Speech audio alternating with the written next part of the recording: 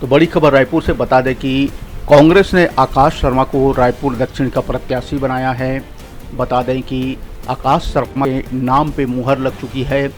उसके विपरीत भाजपा की तरफ से सुनील सोनी मैदान में है। बता दें कि 23 नवंबर को वोटों की गिनती और नतीजों की घोषणा होगी।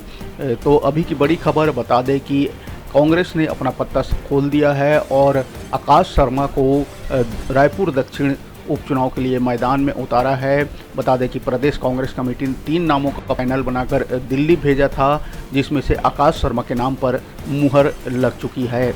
बता दें कि 30 अक्टूबर तक नाम वापस लिए जा सकेंगे और 13 नवंबर को मतदान होगा। वहीं 23 नवंबर को वोटों की गिनती होगी और परिणाम आएगा।